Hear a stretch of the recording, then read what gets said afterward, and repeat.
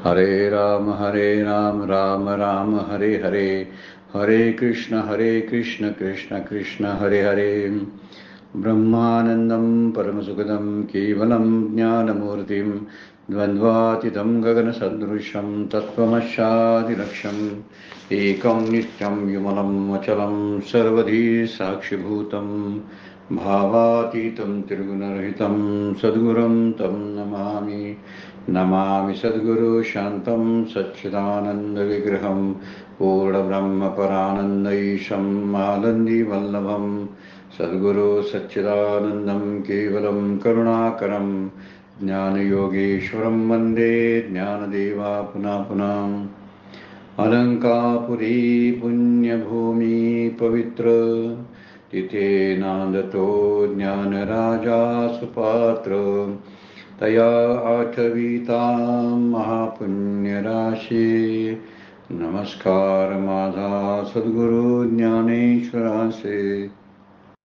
सर्व संतांना वंदन, सद्गुरूंना वंदन, ज्ञानेश्वर माऊलींना वंदन, सर्व श्रोत्यांना वंदन करून आजच्या शिवगड अध्यात्म चॅरिटेबल ट्रस्टच्या ज्ञानेश्वरीच्या नित्याच्या उपासनेला आपण सुरुवात करतोय। कालच्या चिंतनामध्ये आपण 15 नंबरच्या श्लोकाचा विचार केलेला होता आणि त्यामध्ये हा जो मृत्यूलोक आहे तो दुःखालयम कसा आहे, अशाश्वतम कसा आहे आणि त्या मृत्यूलोकामध्ये असलेलं शरीर किती मर्त्य आहे। संसार फार काळाचा आहे पण शरीर फार काळाचं नसतं। त्यामुळे संसार आणि शरीर जरी एक असले तर संसार माझ्यासाठी कुठपर्यंत असतो, जोपर्यंत माझ्या शरीराने मी आहे अस्तित्वात तोपर्यंतच माझ्यासाठी संसार असतो, नाहीतर संसार निघून जातो। एक तर मृत्यूनंतर निघून जातो, नंतर दुसरी गोष्ट जीवनमुक्तीनंतर निघून जातो। काहीतरी एक जीवनमुक्ती प्राप्त करणं ही आपल्या हातातली गोष्ट आहे, मृत्यू थांबवणं ही आपल्या हातातली गोष्ट नाही। त्यामुळं हाच विचार मागच्या श्लोकामध्ये शरीराचं मर्त्यत्व कसं आहे, अनित्यत्व कसं आहे, शरीर कसं मर्त्य आहे, जाणार आहे आणि ते कशा कशाचं दुःखाचं कसं कोठार आहे, रोगाचं भांडार कसं आहे याचं वर्णन मागच्या श्लोकामध्ये 15 नंबरच्या श्लोकामध्ये माऊलींनी केलेलं आहे। अतिशय सुंदर, पुन्हा बघण्यासारखं तो 10 ओव्या आहेत की ज्या 10 ओव्या शरीराचं वर्णन करतात। शरीर नेमकं आहे कसं, जे आपल्याला माहीत नसते ते माऊलींनी दाखवून दिलेलं आहे। संतांची त्यामध्ये वैशिष्ट्यच ते असतं की जे आपल्याला ठाऊक नसतं त्याचं बरोबर दिग्दर्शन संत करत असतात। जे आपल्याला गुप्त असतं, म्हणजे जे हरपले आपणा ते पावे, ते संतांते पाहता घेऊसावे। जे आपल्याकडून हरवलंय, नाहीसं झालंय, कळत नाही असं वाटतंय, त्यावेळी संत आपल्याला मार्गदर्शन करत असतात। माऊलींनी या 8-10 ओव्यामधून शरीराचं अनित्यत्व आणि क्षणभंगुरत्व सांगितलेलं आहे। शरीर जाणणार आहे, आयुष्य त्याच्यावरती सत्ता गाजवतो। त्यामुळं माझ्या हातामध्ये जन्म आणि मृत्यू राहत नाहीत, पण विचार जर केला तर जन्म माझ्या हातात आहे असं सांगायचं आहे माऊलींना। मला जर जन्म नको असेल तर मी प्रयत्नपूर्वक, साधनापूर्वक सद्गुरू, श्री गुरु, संत, भगवंत यांच्या सहकार्यानं हा जन्म मी टाळू शकतो आणि त्याच्याशी एकरूप होतो। जे महात्म्याने केलं तेच माऊली सांगतात, ऐसे जे हे शरीर ते न पवतेची न नर, ते न पवतीची नर, आणि त्या शरीरापर्यंत गेले नाहीत जे होऊन ठेले अपार स्वरूप माझे, ते माझ्या स्वरूपाशी एकरूप झाले, जीवनमुक्त झाले। आणि ही जीवनमुक्ती आपल्या समोर भोगणारे मंडळी आज दिसतात, आपल्याला बघायला मिळतात। त्यांची साधना, त्यांचं तप, त्यांची व्रत, ह्या सगळ्या गोष्टींचा विचार जर आपण करायला लागलो तर आपणही त्यांच्या मार्गानं, संतांच्या मार्गात चालू जाता कुठेही गुंता पडत नाही। त्यामुळे संतांचा मार्ग निवडावा, सत्संगती, संतांचा अभ्यास, विचार करावा आणि हळूहळू भगवंताशी एकरूप होण्याचा विचार सतत मनामध्ये आणावा। हाच मुद्दा माऊलींनी 15व्या श्लोकामध्ये मांडलेला आहे। आता त्याचाच विचार करताना जसा मृत्यू लोक सुद्धा अशाश्वतम आहे, दुःखालयम आहे, तसे वरचे लोक सुद्धा जे आहेत ते वरचे लोक, म्हणजे ज्याला स्वर्गलोकापासून जी सुरुवात होते ते स्वर्गलोकादी इतर सगळे जे सत्यलोक वगैरे, ब्रह्मलोक काय असतील, विष्णू लोक असेल, आणखीन काय असेल तो शिवलोक, तर ते सगळे लोक जे सुद्धा आहेत यांना सुद्धा काय आहे, ऱ्हास आहे। यांचंही पतन होणार आहे. फक्त कधी होणार आहे, किती काळ, त्यांच्या काळाचा थोडासा वेगवेगळा प्रकार आपल्याला बघायला मिळतो. डास किती क्षणात मरतो, जन्मल्याबरोबर सुद्धा डास मरत असतात, किंवा काही क्षणानंतर तासाभरानंतर त्यांचं आयुष्य असतं. तिचं आपल्या बाबतीचा तसं तुलना जर केली तर आपण किती वर्ष जगतो असा शब्दप्रयोग आपण वापरतो. कशाशी तुलना करून? त्यासाशी तुलना करून. तसं आमची आणि ब्रह्मलोकाशी तुलना जर आपण करायला लागलो, मृत्यूलोक आणि ब्रह्मलोकाची, तर त्यांचे कोट्यावधी वर्ष आयुष्य त्यांचं आहे आपल्या दृष्टीनं, बरं काय. आता त्यांच्या दृष्टीनं ते आयुष्य कमी वाटत असेल कदाचित, जसं आम्हाला वाटतं तसं, पण त्यांचे आयुष्य सुद्धा कोट्यावधी वर्षाची आहेत. आणि असा कोट्यावधी वर्ष आयुष्य असणारे ब्रह्म किंवा विष्णू किंवा महेश यांना सुद्धा पतन आहे. यांची सुद्धा हे सगळं कर्माचंच फळ आहे. ज्यावेळी एखादं पद मिळतं त्यावेळी ती पद सुद्धा ही कर्माचीच फळं असतात. मी जेव्हा माणूस नरदेहामध्ये जन्माला येतो हेही कर्माचं फळ आहे. आणि एखादा इंद्र बनतो आणि सत्ता भोगतो स्वर्गाची, तोही कर्माधीनच आहे. हा महत्वाचा मुद्दा शास्त्र आपल्याला या पुढच्या श्लोकातून सांगणार आहे. त्यामुळं की कितीही झाले तरी सगळे लोक जे आहेत ते अनित्य आणि क्षणभंगूर आहे. प्रत्येकाला आयुष्य आहे. किती आयुष्य हे ज्या त्या कर्मानुसार ठरत असतं आणि कोणत्या लोकांमध्ये तो राहतो यावरून ठरत असतं. आता इथं विचार सांगितलेला जो आहे तो असा ब्रह्मलोकातला, इंद्रलोक जे आहेत, त्या स्वर्गलोकातला, या सगळे लोक जे आहेत ते कसे नाशवंत आहेत याचा विचार ह्या 2-4 ओळीमध्ये माऊली करतात. आ ब्रह्म बहुन लोका पुनरावृत्तीनो अर्जुन मामुपेते तु कौंतेय पुनर्जन्म न विद्यते. आणखी एक सुनावा, पुनर्जन्माला प्राप्त होणार आहेत परंतु मला प्राप्त झाल्यानंतर पुन्हा जन्म नाही. ही एक महत्वाची अंडरलाईन केलेला शब्द यामध्ये वर्णन केलेला आहे. ब्रह्मलोकापर्यंत, आ ब्रह्मभुवन लोका, म्हणजे ब्रह्मभुवन ज्याला आपण म्हटलेलं आहे त्या भुवन लोकापर्यंत, ब्रह्मलोकापर्यंत जे लोक आहेत, पुनरावृत्तीनो अर्जुन, त्या सर्वांना पुनरावृत्ती आहे. पुनरावृत्ती म्हणजे पुनर्जन्म आहे. ते पुनर्जन्माला प्राप्त होणार आहेत. मामुपैते, पण मला प्राप्त झाल्यानंतर तू कौंतेय पुनर्जन्म न विद्यते, पुन्हा जन्म प्राप्त होत नाही. ज्यांनी मला प्राप्त करून घेतलं त्याला पुनर्जन्म नाही. आत्मतत्व जन्माला येत नाही. आत्मतत्व कधी संपत नाही. आणि जे आत्मतत्वाशी, आत्मस्वरूपाशी एकरूप होतात त्यांनाही आपोआपच जन्म नाही. जसं आत्मस्वरूपाला जन्म नाही, भगवंताला जन्म नाही, तसंच जो त्याच्याशी एकरूप होतो त्यालाही जन्म नाही. हे सांगायसाठी मुद्दा पुनरावृत्तीनं अर्जुन म्हणलेला आहे की त्यामध्ये त्यांची पुनर्जन्म होतो. पण जे मला प्राप्त होतात, मामुपेते पुनर्जन्म न विद्यते, त्यांना पुन्हा जन्माला मात्र यावं लागत नाही. 2 महत्वाच्या गोष्टी सांगितलेल्या आहेत. अगदी ब्रह्मलोकापर्यंतची जरी पद प्राप्त झाली तरी सुद्धा ती पद जाणारे आहेत, पतनाला जाणारे आहेत. त्यांना आयुष्य आहे, मर्यादा आहे, म्हणून त्यांना पुनर्जन्म सुद्धा आहे. पण जे माझ्याशी एकरूप झालेत असे संत महात्मे जे आहेत यांना मात्र पुनरावृत्ती नाही. त्यांना पुनर्जन्म न विद्यते, त्यांना पुनर्जन्म होत नाही, ते परत जन्माला येत नाहीत. असा महत्वाचे 2 संदेश या श्लोकामधून माऊलींनी दिलेले आहेत. आपण जराशा त्यांच्या ओव्या बघूया. 152 नंबरची आहे, 153 नंबरची ओव्या आहे. या दोन्ही ओव्या जराशा एकत्रित पद्धतीने आपण जरासा त्यांचा अर्थ पाहूया. एरवी ब्रह्मपणाची निभडसे, ब्रह्मपणाची निभडसे म्हणजे मोठेपण, ब्रह्मपणाची निभडसे न चुकतीची पुनरावृत्तीची वळसे, पुनरावृत्तीचे वळसे म्हणजे फेरे चुकत नाहीत. परी निवटलियाचे जैसे पोट न दुखे. एक दृष्टांत दिलाय या ओवीत आणि पुढच्या ओवीत एक दृष्टांत देऊन हे दोन्हीही कल्पनाच्या संकल्पना आहेत त्या माऊलींनी सिद्धांतासहित आणि दृष्टांतासहित पटवून दिलेल्या आहेत. म्हणजे पुन्हा जन्माला जरी मोठा असला तरी, ब्रह्मलोक जरी असला तरी त्याला पुनरावृत्तीचे फेरे चुकत नाहीत. आणि पुढे म्हणलंय की परमात्म्याचे हा जो आहे ब्रह्मपणाच्या थोरवीने कोणत्याही जीवाला पुनर्जन्माचे फेरे चुकत नाहीत. परंतु मेलेलेचे जसे पोट दुखत नाही किंवा आणखीन एक जागं झाल्यावर स्वप्नातील पाण्याच्या महापुराने मनुष्य जसा बुडत नाही त्याप्रमाणे मला जे प्राप्त झाले ते जन्म मरणाच्या दुःखाने लिप्त होत नाहीत. 2 ओळीमध्ये 2 दृष्टांत दिलेले आहेत आणि 2 दृष्टांताच्या आधारे माझ्या जन्माला प्राप्त होत नाहीत म्हणजे मला प्राप्त होत नाहीत कोण त्याचंही वर्णन केलेलं आहे.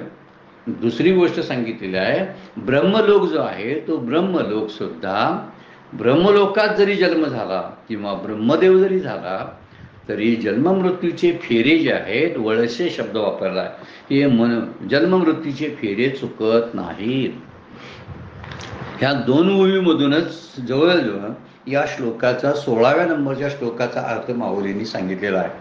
काय म्हणतात बघा, 2 अशक्य गोष्टी सांगितलेल्या आहेत. कोणत्या म्हणजे मेलेस म्हणजे वास्तवच आहे ते वास्तव सांगितलेलं आहे. मेलेल्याचं पोट दुखत नाही आणि स्वप्नात ज्यानं महापूर पाहिला आणि तो महापुरात जसा चालतोय बुडायला लागलेला आहे पण जेव्हा जागा जातो जागा झाल्यानंतर मात्र तो महापुरात बुडत नाही. म्हणजे किती अवघडी गोष्टी 2 सांगितल्या बघा. मेलेल्याचं पोट दुखत नाही, महापुरात स्वप्नातल्या महापुरात मनुष्य बुडत नाही. तसं एकदा माझ्याशी एकरूप झाल्यानंतर ते जन्म मरणाचं दुःख त्यांना नसतं. जसं एकदा मेलं की त्या मेलेल्याचं पोट दुखत नाही आणि जागं झालं की त्या स्वप्नातल्या कुठल्याच त्रासाचा आपल्याला कुठल्याच गोष्टीचा आपल्याला त्रास होत नाही. या 2 गोष्टी जशा आहेत तसं एकदाच माझ्याशी एकरूप झालं की सगळ्याच दुःखांचा परिहार होतो. सर्व दुःख आत्यंतिक दुःखाची निवृत्ती आणि परमानंदाची प्राप्ती 2 गोष्टी ज्या वेदांताच्या सिद्धांतामध्ये सांगितलेल्या आहेत ना त्याचाच विचार इथे केलेला आहे की आत्यंतिक दुःखाची निवृत्ती होते. सगळ्या प्रकारचं दुःख निघून जातं. जसं एकदा मेल्यानंतर कुठलाच आजार होत नाही. कसा आजार होईल सांगा, मेलेल्या माणसाला आजार होईल का? होणारच नाही. तसा मुक्त झालेला पुन्हा कुठला लोक मिळेल का? नाही, कारण तो भगवंताशी जे एकरूप झाल्यामुळं तो कुठल्या लोकाला जातच नाही. मग मृत्यूलोक असू दे, स्वर्ग आणि पाताळ आणखीन काय वाटेल ते असू दे, किती लोक सांगितलेले आहेत आणि वर्णन केलेले आहेत तर त्यातल्या कुठल्याच लोकाला तो जात नाही. जसं मेलेल्याचं पोट दुखत नाही आणि जागा झाल्याला पाण्यात बुडत नाही. 2 दृष्टांताच्या आधारे पटवून दिलेलं आहे. पण पहिल्या ओळीमध्ये माऊली म्हणतात कुणाला तरी वाटेल की आपण स्वर्ग सुख घ्यावं, स्वर्गामध्ये राहावं आणि स्वर्गाच्या आणि ब्रह्मलोकाच्या सुखाचा अनुभव घ्यावा. पण खरा विचार केला तर खरं सर्व सुख जे आहे ते सर्व सुख भगवंताशी एकरूप मोद्यामध्ये आहे. आपण संतांचं त्यासाठी ऐकायला पाहिजे. भगवंताशी एकरूप झाल्याशिवाय त्या दुःखाची निवृत्तीच होत नाही आणि दुःखाची निवृत्ती होत नाही तोपर्यंत ही फेरे चुकत नाही. म्हणजे जोपर्यंत जीवनमुक्ती नाही तोपर्यंत म्हणजे एकदा जीवनमुक्ती झाली की पुन्हा त्याला कुठल्याही जन्माला यावं लागत नाही. जसं एकदा जागं झाल्याबरोबर सगळं बुडणं जे आहे समुद्रातलं किंवा पाण्यातलं महापुरातलं बुडणं जे बुडत होता तो बुडावं लागत नाही असा वर्णन केलं आहे. पण ब्रह्मलोकामध्ये जरी प्राप्त झाला तरी त्याला फेरे चुकत नाहीत. एरवी ब्रह्मपणाचेनी भडसे त्याचं मोठेपण केवढं सांगितलं जातं ब्रह्मपदाचं. ब्रह्मदेव म्हणजे सगळ्या सृष्टीचा निर्माता.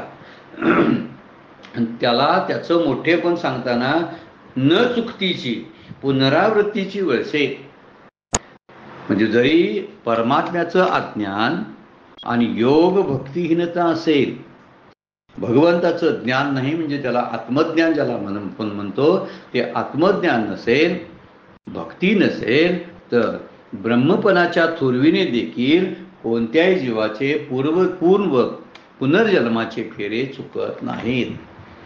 जरी तर त्यानं भक्ती ज्ञान म्हणजे भगवंताशी एकरूप झाला नाही, परमात्म्याचं अज्ञान आहे, भक्ती करत नाही, तर तो भगवंताशी एकरूप होत नाही आणि म्हणून तो त्याचे पुनर्जन्म चुकत नाहीत. जरी ब्रह्मपणाची थोरवी असली तरी जरी ब्रह्मलोकामध्ये तो राहत असला तरी सुद्धा त्याचा जन्म चुकत नाही. उशिरा येईल पण फेरे चुकत नाहीत. हे सांगायसाठी माऊलींनी 2 दृष्टांत दिलेले आहेत. त्याचा विचार 152 आणि 153 नंबरच्या ओळीमध्ये एकत्रित पद्धतीने केलेला आहे की ब्रह्मदेवाच्या स्थानाला किती महत्त्व असलं तरी ब्रह्मदेवालाही जन्म मरणाचे फेरे चुकविता येत नाहीत. आणि दुसरी गोष्ट, आत्मज्ञानाखेरीज पुनर्जन्म चुकवता येत नाहीत. आणि ब्रह्मदेवालाही जन्मफेराची चुकवता येत नाही. कारण जसं मेलेल्याचं पोट दुखत नाही, जागं झाल्यावर स्वप्नाच्या महापुरात बुडत नाही, त्याप्रमाणे भगवंताला जे प्राप्त झाले ते जन्म मरणाच्या दुःखाने लिप्त होत नाहीत. त्यांना जन्म मरणाचा फेरा नाही. तेवी पावत माते पावले ते संसारे लिंपे तिची ना. 153 नंबरची ओवी काय सांगते बघा.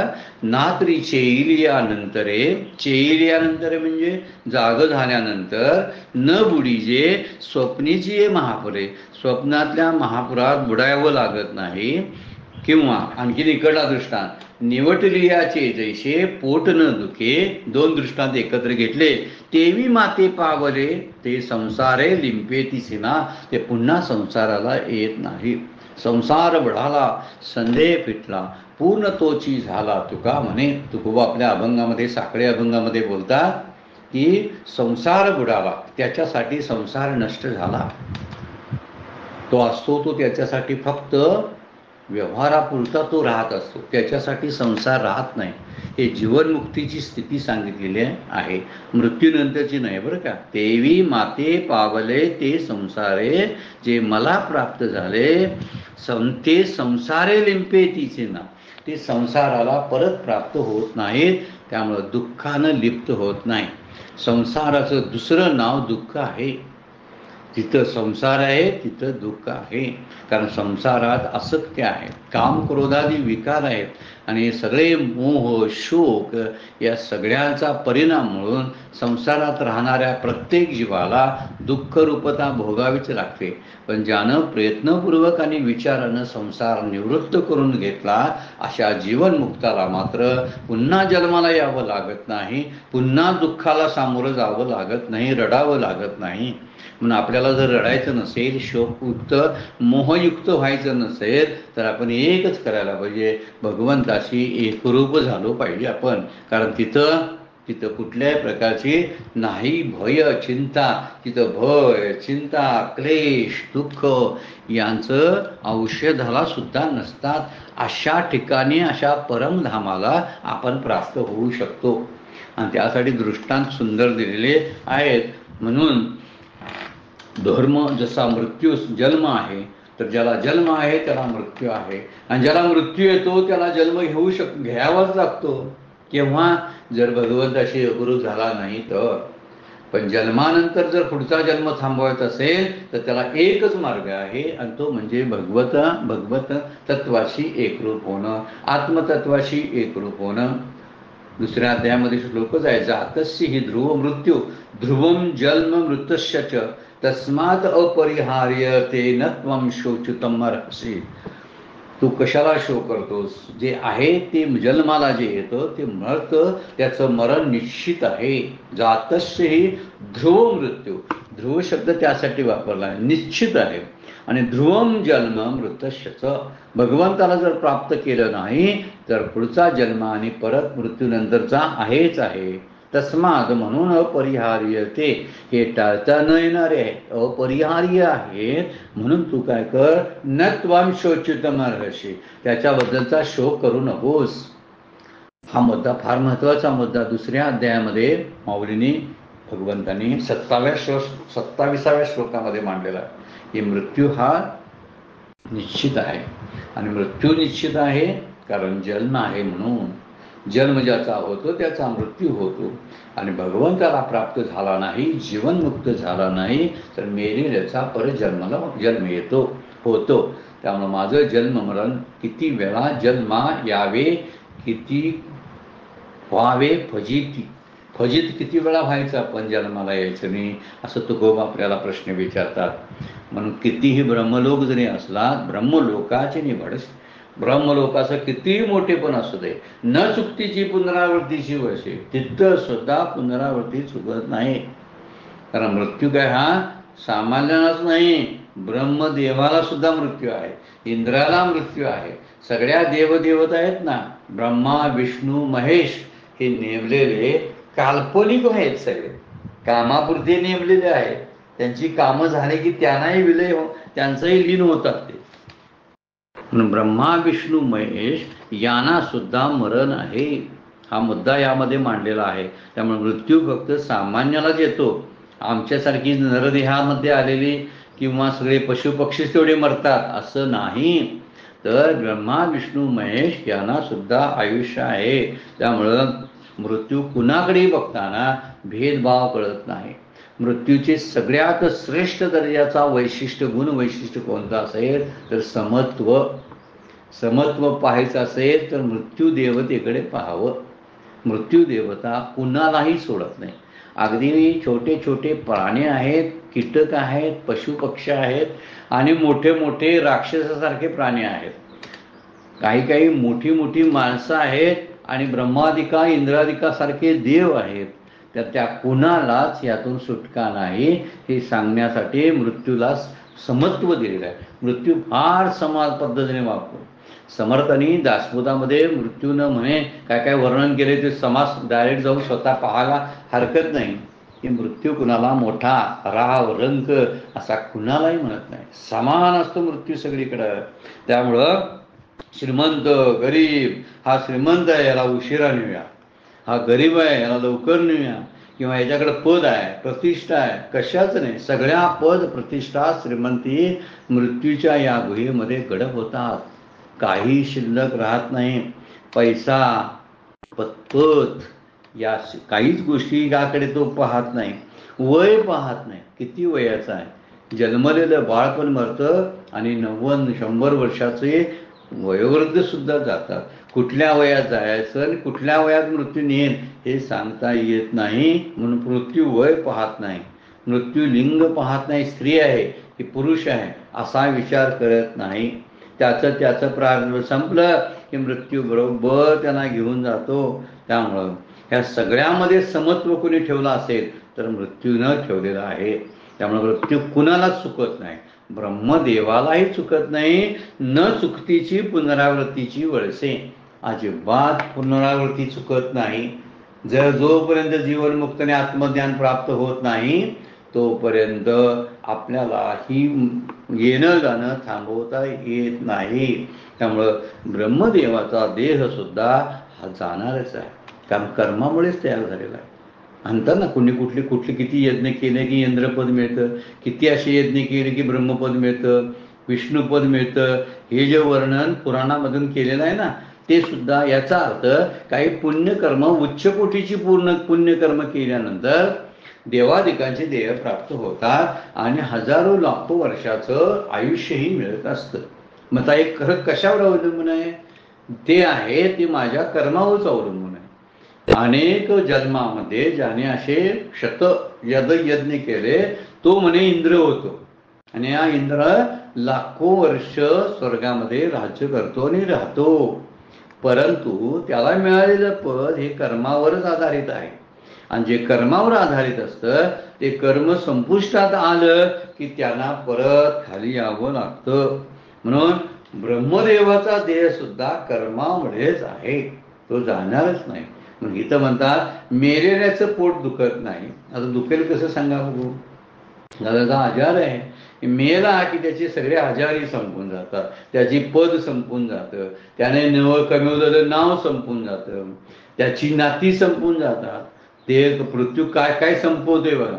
मृत्यू नुसता देहाला संपवत नाही तर देहाबरोबर असणाऱ्या संबंधित सगळ्या गोष्टींना संपवून टाकतोय त्याच्या दृष्टीनं बरं काय. म्हणजे त्याच्या दृष्टीनं नाती संपली, त्याच्या दृष्टीनं धनसंपत्ती संपली, कारण त्याला तो काय धनाचा वापरच करणार. मेल्यानंतर त्याला कसं काय उपयोग होता येईल. त्याच्या सगळ्या डिग्रीज आहेत, त्या डिग्रीज सगळ्या संपुष्टात येतात मृत्यूनंतर. त्यामुळे मृत्यू सगळ्यांना संपवतो त्याच्या दृष्टीनं. आणि म्हणून इथं वर्णन केलेलं आहे, एक ग्रस्त जायचे की त्यांना खोकल्याचा त्रास होता, वैद्याकडे जायचे. वैद्याने काहीतरी दिलं होतं त्यांना औषध, त्या औषधानं थोडा काळ त्यांचं कमी यायचं, परत द्यायचं, थोडा काळ आणि परत दिलं औषध की परत आणि दुखणं यायचं. तर ते वैद्य, ते पेशंट त्या वैद्यानं म्हणतात, असं कुठलं तरी औषध मला द्या की माझा खोकला कायमचाच निघून जाईल. तर वैद्य म्हणतात, हसत म्हणले, तसलं एक औषध आहे. मग म्हणले लवकर तात्काळ करा. कोणतं आहे? तुझा गळा कापायला पाहिजे म्हणजे तुझा खोकला बंद होतो. याचा अर्थ असा आहे, आत्मज्ञानाशिवाय येणं जाणं थांबत नाही.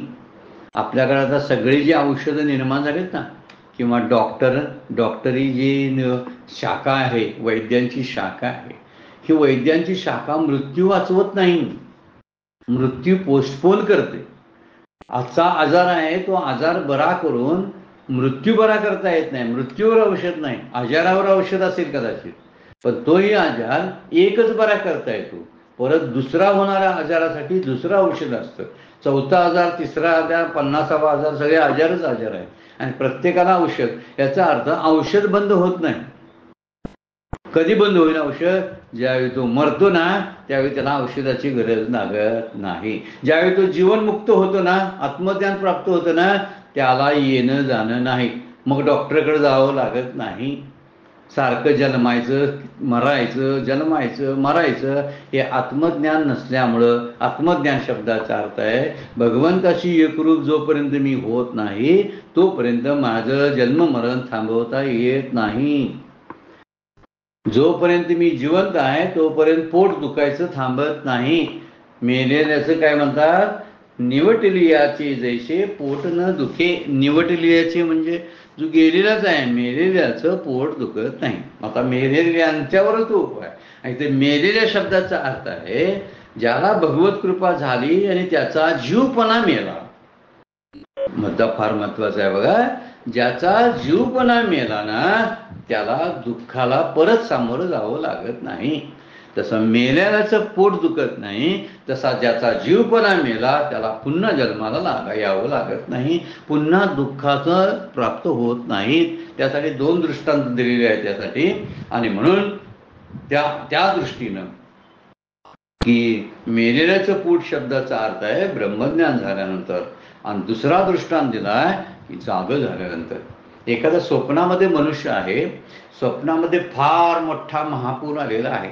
हा महापुराच्या तिथं नदीच्या काठाला असताना मधीच एक लोट आला आणि त्या लोटाबरोबर हा वाहत गेला पाण्याच्या लाटेबरोबर.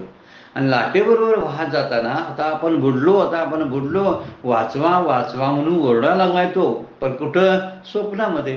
पण वाचवायला कोणच येत नाही ना, कारण स्वप्नातल्या वाचवायला येणारी स्वप्नातली लोक असायला लागतात, ती बाहेरची कुठली असून चालत नाही.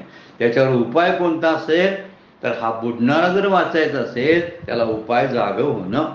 जागं झाल्यानंतर तो महापूर नाही, ती नदी नाही, तो पाण्याची लाट नाही, ह्याचं बुडणं सुद्धा सगळं व्यर्थ होऊन जातं.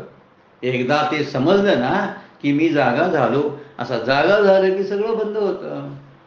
साप दिसतो ना दोरीवरती, मग त्या दोरीवरच्या सापाला मारायसाठी कोण बॅटऱ्या गोळा करतं, काय काय आहे की होडाया बघूया म्हणून, कोण काट्या गोळा करतं, कोण आणखीन बंदुका घेऊन येतं. सगळ्या साहित्यानिशी येत असतं आणि सगळ्या साहित्यांची जमवाजमव या सापाला मारण्यासाठी करावी लागते. एखादा शहाणा माणूस आला आणि म्हटला, अरे ते साप नसून दोरी आहे. तर दोरी आहे म्हटल्यावर सगळ्यांची आयुध बाजूला पडली, उपयोगाची राहिली नाही, कारण गरजच नाही ना त्याची. तसा समुद्रात बुडताना तो जो बुडत होता महापुरामध्ये, तर फक्त जागा झाल्याबरोबर त्याचं बुडणं व्यर्थ गेलं, बुडणंच नाहीच झालं. तसं याचं दुःख कायमचं जातं म्हणून सांगितले. तेवी माती पावले ते संसारे लिंपे तिची ना. ते संसारात परत येत नाहीत. ज्यांनी अशा सर्व सुखाचा विचार घेतला आणि सरळ सुखरूपता प्राप्त झाली त्यांना दुःखाला सामोरे जावं लागत नाही. कोणतरी म्हणेल की ब्रह्मलोकात जाऊया, मोठी पुण्य प्राप्त करूया, इंद्रलोक प्राप्त करूया, ब्रह्मलोक विष्णुलोक प्राप्त करूया, पण तिथं सुद्धा पुनरावृत्ती चुकत नाही. हे माऊलीने 152 नंबरच्या ओळीमध्ये सांगितलं की ब्रह्म एरवी ब्रह्मपणाची निवडसे, न चुकतीची पुनरावृत्तीची वळसे. म्हणून इथं 2 दृष्टांत दिले की मेलेल्याचं पोट दुखत नाही आणि जागे झाल्यावर नदी, पाणी, महापूर, बुडणं, लोकांना धावा धावा म्हणणं सगळं मिथ्या ठरतं.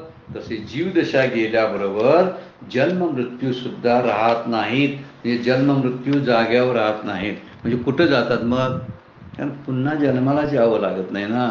भगवंताशी एकरूप झाल्यानंतर पुन्हा जन्माला येणं संपून जातं. आपण तेच करावं. पुन्हा जन्माला येऊन काहीतरी व्यवस्था करत बसण्यापेक्षा पुढच्या जन्मात आता काय करायचं, त्याच्या पुढच्या जन्मात काय करायचं. अरे यायचंच नसेल तर व्यवस्था कशाला करावी लागते? हा मुद्दा माऊलींनी तर मांडलेला आहे. त्यामुळं जसं दिवसानंतर रात्री येते तसं जन्मानंतर मृत्यू येतो. जोपर्यंत मनुष्य ईश्वराच्या प्रसन्नतेसाठी आपल्या कर्माचं अनुष्ठान करत नाही तोपर्यंत तो मुक्त होत नाही, त्याला शांती प्राप्त होत नाही. फार महत्त्वाचा मुद्दा शास्त्र मानतं की भगवंताच्या प्रीत्यर्थ आणि प्राप्तीसाठीच माणसानं प्रयत्न करावे. भगवंताच्या प्राप्तीसाठी म्हणजे भगवंताच्या प्रसन्नतेसाठी.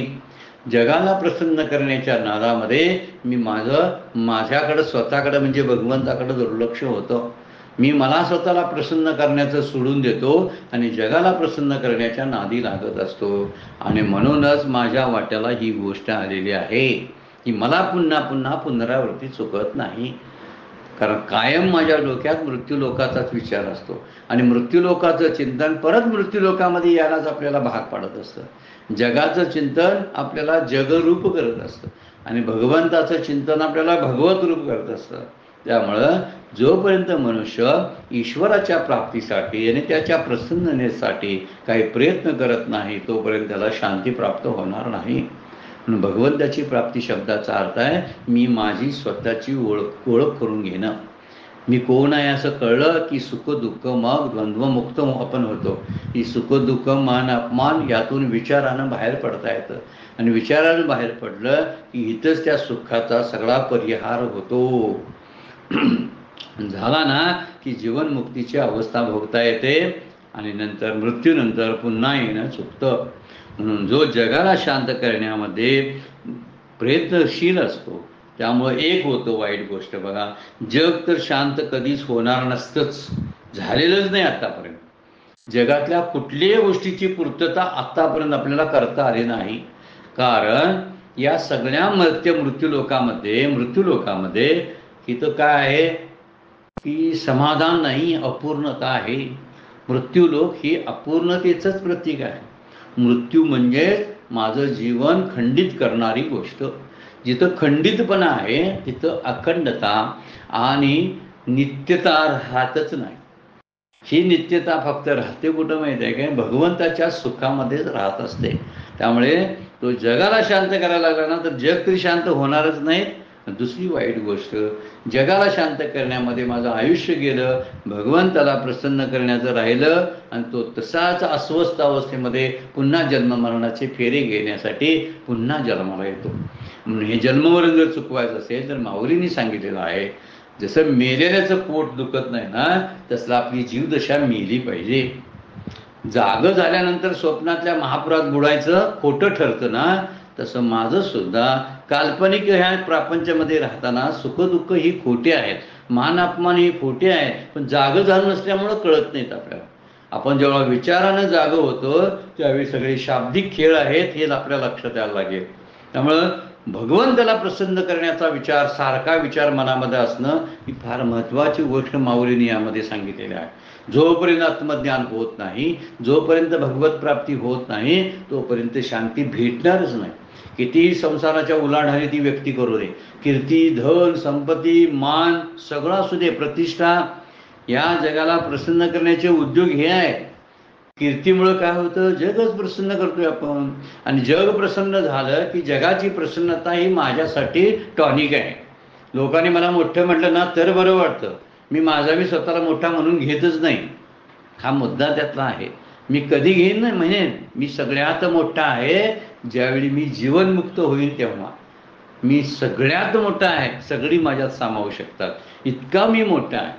अनुरेनिया थोकडा तुका आकाश आहे वडा, तुकोबा म्हणतात. हा आकाश एवढं पण जर आपल्याकडं आलं ना तर आपल्याला या जगातले कीर्ती धनमान संपत्ती जी आहे ती कवडी मोलाची वाटायला लागेल. आणि ज्यावेळी ती वाटायला लागेल त्यातून बाहेर पडणं यालाच मुक्ती म्हणतात. जगाला प्रसन्न करण्याचे उद्योग सोडून द्यावेत आपण.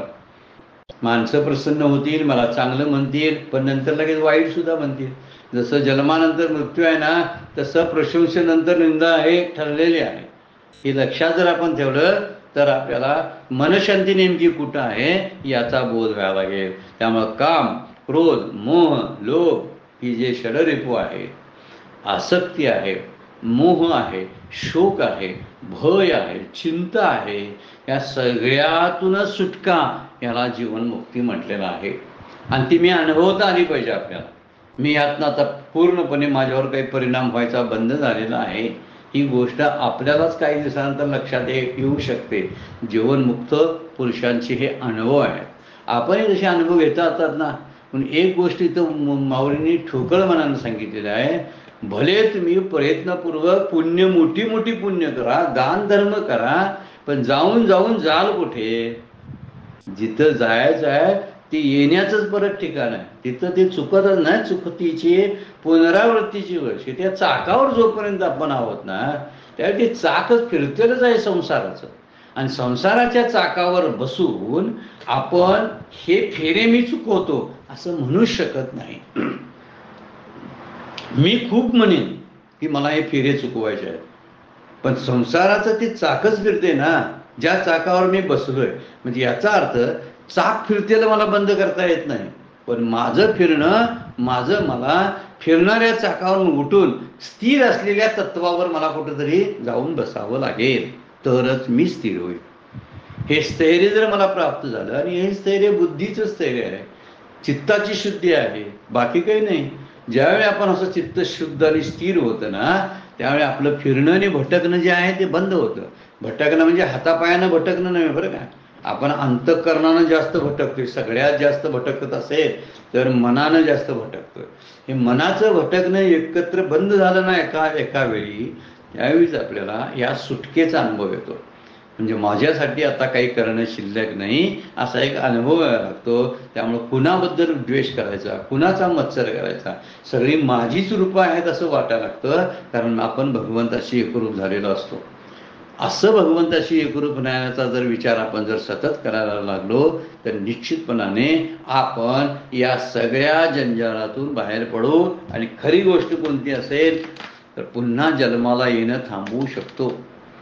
त्यामुळे मृत्यूलोकामध्ये मरण आहे, त्याला मृत्यूलोक म्हटलेलं आहे. आणि ब्रह्मलोकामध्ये काय मरण नाही आहे. काही अब्ज वर्ष जातील, काही लाख वर्ष जातील. इंद्रादिकांचे सारखे देव आहेत, यांच्यासारखे जायला काही लाख वर्षच फक्त जावे लागतात. याच्या पलीकडे काही नाही, पण असं जायला लागतंय मात्र सुटत नाही. पण माऊलीने 2 दृष्टांताच्या द्वारे हे पटवून दिलेलं आहे की आपण काय करायला पाहिजे. नेमकं जोपर्यंत मी भगवंताशी एकरूप होत नाही, त्याच्या सेवेमध्ये राहत नाही, तोपर्यंत प्रपंच सुटत नाही. प्रपंचाचा विचार सुटायला त्याला भगवंताचा विचार त्या ठिकाणी स्थापित करावा लागतो. चित्तामध्ये ज्या ज्या गोष्टीचा मळ आहे तो काढून चित्त शुद्ध करून त्या ठिकाणी भगवंताला स्थापित करावा लागतो. तरच आपल्याला आनंदाची अनुभूती यायला लागेल. जोपर्यंत हा आनंद आपल्यापासून दूर आहे त्याला दुसरं कोणाचंही कारण नाही, आपण स्वतःच आवाज आहे. आपणच आपला आनंद पोस्टपोन करतो, पुढे ढकलतो. उद्या पाहूया म्हणतो आपण, उद्या नाम घेऊया आपण म्हणतो. तर ह्या नामाचा आनंद उद्या घ्यावर ठेवतो आपण. मंदिरात जाऊन घेऊया, पुढच्या वर्षी घेऊया, एखाद्या तिथीला घेऊया. या सगळ्या गोष्टीवरून आपण होतो काय, माझी अस्वस्थता संपतच नाही आणि मी आहे त्या ठिकाणी सतत पुन्हा पुन्हा जन्माला येतो. म्हणून मगाशी संसार चक्राचं जे उदाहरण दिलं, हे संसार चक्र किंवा संसार हा तुरुंग आहे. त्याच्यातून सुटायच्या वाटा पण आहेत, पण त्या वाटा आम्ही स्वतःच बंद केल्या. काम क्रोधादी विकारामुळं ह्या वाटा बंदिस्त करून टाकल्यात आपण. आपल्याला जर सुटायचं असेल आणि निकाम व्हायचं असेल तर हा तुरुंगच नाही हे लक्षात यायला लागेल. मीच तो तुरुंग कल्पनेनं निर्माण केलेला होता. हे चक्र संसाराचं नाहीच, ते चक्र माझं मन फिरतंय तसं ते चक्र फिरल्याचा अनुभव येतो. हे फिरतच मुळात नाही आहे. वास्तविक मी तिथंच आहे, मी फिरतच नाही, हा अनुभव यायला लागेल. पण केव्हा? शहाणपणा यायला लागेल त्यावेळी. मी रेल्वेत बसतो आणि झाडं पळतात. आता झाडं पळतात हा अनुभव मी रेल्वेत असल्यामुळं आहे. मी जर रेल्वेतून खाली उतरलो ना तर झाडं पडण्याचा अनुभव मला येणार नाही. तसा संसाराचं जे चक्र आहे, जन्ममृत्यूचे चक्र मला अनुभवलं येतं, कारण मी त्या संसार चक्रावरती आरूढ झालेलो आहे. म्हणून ज्यावेळी संसार चक्र बाजूला पडेल त्यावेळी मी मुक्ततेचा अनुभव घ्यायला सुरुवात होईल. माऊलीने 2 ओळीमध्ये आणि 2 दृष्टांताच्या द्वारे अतिशय सुंदर दृष्टांत आहेत. महापुरामध्ये किती बुडा लागला तरी जागा झाला की स्वप्नातल्या महापुरातून बाहेर पडतो. किती सोपी गोष्ट आहे बघा. म्हणून प्रपंचातनं सुद्धा प्रपंच हे एक स्वप्न आणि त्या प्रपंचामध्ये मी अपमानित झालो, मला फसवलं, माझ्याशी लबाडी केली, मला आजारपण झालं, मी सुखी आहे, हे मी दुःखी आहे, हे बरळणं चालू आहे. पण जेव्हा मी जागा होतो ना तेव्हा या सगळ्या बरळण्याला आणि बडबडण्याला पूर्णविराम प्राप्त होतो. हीच तत्वज्ञान माऊली सांगतात. एरवी ब्रह्मपणाची निवडसे न चुकतीची पुनरावृत्तीची निवडसे, परे निवटलियाचे जैसे पोट न दुखे, नात्री चेलिया नंतरे न बुडिजे स्वप्नीची महापुरे, तेवी माते पावले ते संसारे लिंपे तिची ना. 153 नंबरच्या ओवीपर्यंतचा विचार 2 ओवीचा आपण केला. पुढच्या 2 ओव्या आपण पुढच्या चिंतनामध्ये पाहू. पुंडलिक वरदाहरी विठ्ठल श्री ज्ञानदेव तुकाराम. विठ्ठल विठ्ठल विठ्ठल विठ्ठल विठ्ठल विठ्ठल विठ्ठल.